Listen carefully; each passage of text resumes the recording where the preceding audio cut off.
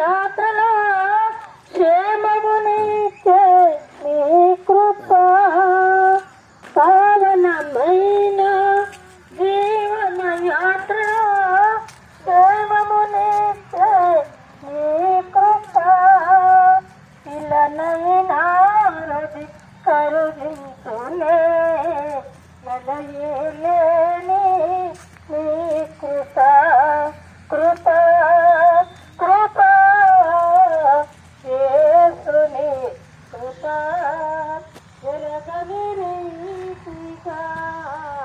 తను దర్శించే నీ కృప గలగల పారే సెలయేరులా నాలా ప్రవహించే నీ కృప గలగల పారే సెలయేరులా నాలా ప్రవహించే నీ కృప. Praise the lord. ఈరోజు మండాది వెళ్ళాల్సింది, కానీ మా వాళ్ళు ఒక 10 మంది రాలేని పక్షంలో రాలేకపోయారు. దాని కారణం చేత ఒక్క 6గురమే ఉన్నాము. అందుకని మాచర్ల ప్రాంతానికి ఆనుకుని ఉన్నటువంటి కొత్తపల్లి జంక్షన్ దగ్గర ఉన్నటువంటి ఇందిరమ్మ కాలనీ అనే ప్రాంతానికి అన్య జనాంగం దగ్గరికి ఈ రక్షణ స్వార్థను ప్రకటించడానికి వచ్చాం. కనుక ప్రార్థించండి. చూస్తున్నారు కదా, ఇదిగో బైక్స్ మీద ఈ విధంగా రోడ్లు బాగలేనటువంటి ప్రాంతాలకు, కీకారణ్యాలకు, అరణ్యములో ఉన్నటువంటి గ్రామాలకు వెళ్ళి రక్షణ స్వార్థను ప్రకటిస్తున్నాం. ఇప్పటికీ దాదాపు 60 గ్రామాలు తిరిగి రక్షణ స్వార్థను ప్రకటించాం. ఇగో బైక్స్ ఈ విధంగా మేము బైక్స్ మీద ఇలా రోడ్లు బాగలేనటువంటి ప్రాంతాలకు, అరణ్యములో ఉన్నటువంటి ప్రాంతాలకు, గ్రామాలకు వెళ్ళి రక్షణ స్వార్థను ప్రకటిస్తున్నాం. సో ఇవన్నీ కూడా అరణ్యములో ఉన్నటువంటి గ్రామాలు ఇవన్నీ కూడా. కనుక దయచేసి మాకు అత్యంత అవసరమైనది ఏమిటంటే 20 నుంచి 30 మంది కూర్చోగలిగిన ఒక మినీ బస్సు, అవుట్డోర్కి ఇండోర్కి ఉపయోగపడగలిగిన ఒక మైక్ సెట్ అవసరమైనది. దయచేసి ప్రార్థించండి, సహకరించండి, సహకరించే వారికి తెలియచేయండి. సో ఇది మా ప్రార్థనా విన్నపం.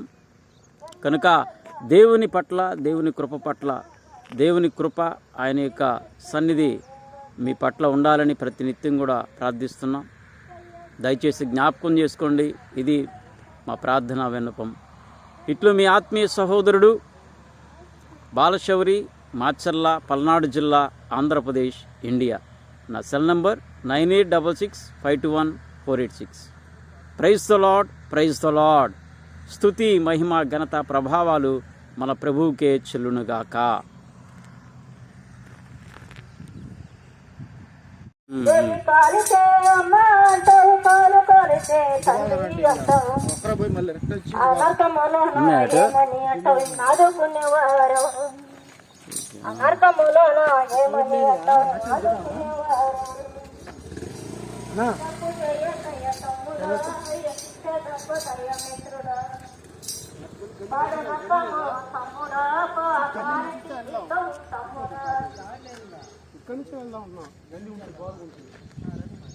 చాలా సంతోషం. ఈ ప్రాంత ప్రజలందరికీ ఈ ఇందిరమ్మ కాలనీలో మాచర్లపట్నంలో నివాసం ఉంటున్నటువంటి మీ అందరికీ మా హృదయపూర్వకమైన వందనాలు తెలియజేస్తున్నాము. ఈ ప్రాంతంలో దేవుని యొక్క వాక్యము మీకు తెలియచేయడం కోసము, రక్షణ సువార్తను ప్రకటించడం కోసం మీ మధ్యలోనికి రావడం జరిగింది. అమ్మ, ఒక 2 నిమిషాలు మా మాటలను ఆలకించండి. మనం ఈ లోకంలోనికి ఒక మనిషిగా వచ్చాము. ఈ లోకంలో మనం జీవిస్తున్నప్పుడు ఎంతో ఆశలతోనూ కోరికలతోనూ మరి ఇలా జీవిస్తూ ఉంటాం. మనకెన్నో ఆలోచనలు కూడా ఉంటాయి.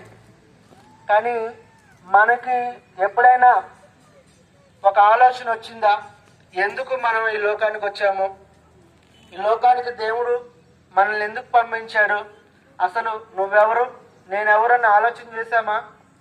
నేను అంటే ఎవరు? నీ శరీరమా, లేకపోతే నీలో ఉన్న ఆత్మ? నేను అనేటటువంటి పదము నీ శరీరము కాదు, నీ శరీరము లోపల ఉన్నటువంటి ఒక ఆత్మ. ఆ ఆత్మ ఎక్కడి నుంచి వచ్చింది,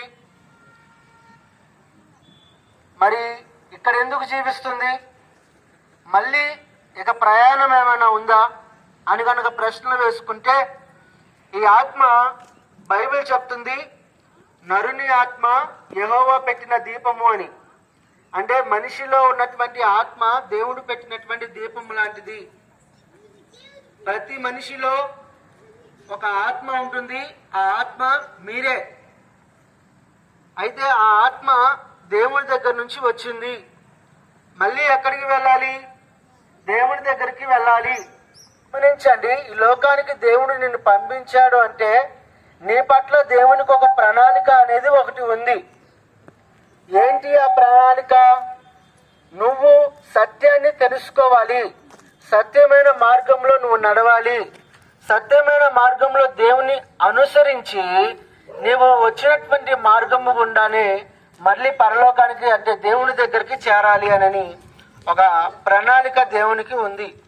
అయితే ప్రతి ఒక్కరూ వచ్చిన మార్గాన్ని మర్చిపోవడం వలన ఈ లోకంలో ఉన్నటువంటి మనుషులు పాపములలో చిక్కుకొని సంసార బాధల్లో ఇబ్బందుల్లో ఉండడం వలన వారికి వచ్చినటువంటి మార్గం మర్చిపోవడం వలన దేవుడు ఒక ప్రణాళిక యేసుక్రీస్తు ప్రభు వారిని ఈ లోకానికి పంపించాడు. ఆ యేసుక్రీస్తు ప్రభు వారు ఈ లోకానికి వచ్చి లోకంలో ఉన్నటువంటి ప్రతి మానవాళిని రక్షించడం కోసము ఆయన అనేక ప్రయత్నాలు చేశాడు. ఆయన చివరిగా ప్రతి మానవాళి పాపములు క్షమాపణ కోసము ఆయన కల్వరి శిలువలో మరణించాడు. ప్రియమైన వారులారా, ఆయన చిందించినటువంటి రక్తము పరిశుద్ధమైనది. ఆ యేసుక్రీస్తు ప్రభువారు కన్యమరియ గర్భమున అంటే ఎటువంటి పాపము లేకుండా ఆయన జన్మించారు.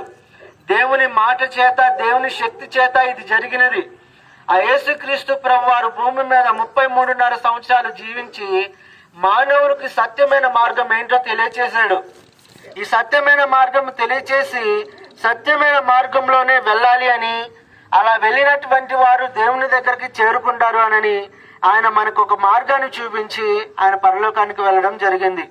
ప్రియమైన వారులారా, ప్రతి మానవాళి కోసం యేసుక్రీస్తు ప్రభువు చనిపోవడమే కాదు, ఆయన చనిపోయిన తర్వాత మరొక జీవితం ఉందని తెలియచేస్తూ ఆయన 3వ దినాన తిరిగి లేచాడు.